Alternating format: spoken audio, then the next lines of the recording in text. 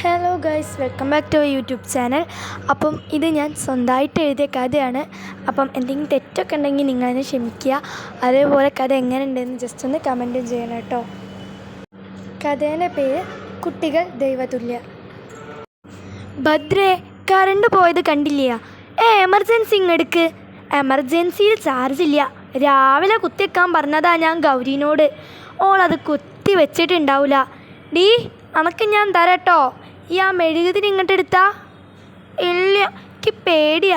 കറണ്ടും ഇല്ല, നല്ല മഴയും ഇടിയും ഉണ്ട്. ഓ, ഞാൻ തന്നെ എടുത്തോളാം. ഭദ്രേ, ഈ മുത്തശ്ശീനെ ഇങ്ങോട്ട് കൊണ്ടുവന്നിരുത്ത്.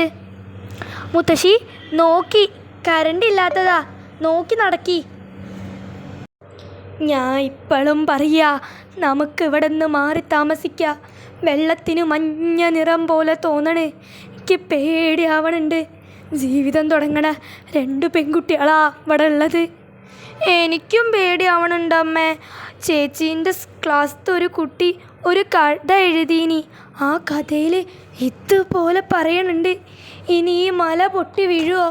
മുത്തശ്ശി പറഞ്ഞതുപോലെ ഇമ്പക്ക് ഇവിടെ നിന്ന് മാറി താമസിക്കാം അമ്മേ.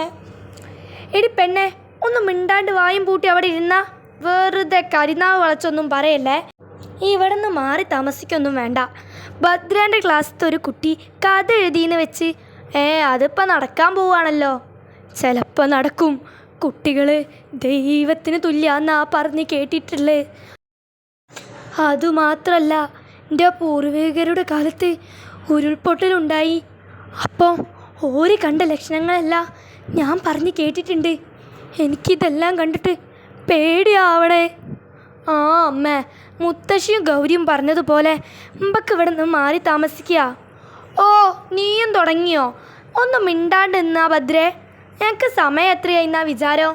പോയി കിടക്കാൻ നോക്ക്. അമ്മേ, ഞങ്ങളിന്ന് അമ്മേൻ്റെ കൂടെ കിടക്കട്ടെ. വേണ്ട, ഇന്നെന്താ ഒരു മാഞ്ഞാളോ? അല്ലെങ്കിൽ കിടക്കാൻ വിളിച്ചാൽ വരൂലല്ലോ. പോയി കിടക്കാൻ നോക്ക്. അമ്മ, ഞങ്ങൾക്ക് പേടിയായിട്ടാ. അത് സാരമില്ല, പോയി കിടന്നോ. അമ്മ വാ, നമുക്ക് കിടക്കാം. നിർമ്മലേ, കുട്ടികളുടെ കൂടെ കിടന്നോ? അവരുടെ ഒരു ആഗ്രഹമല്ലേ. ആ, എനിക്കും അവരുടെ കൂടെ കിടക്കാൻ ഇഷ്ടമാണ്.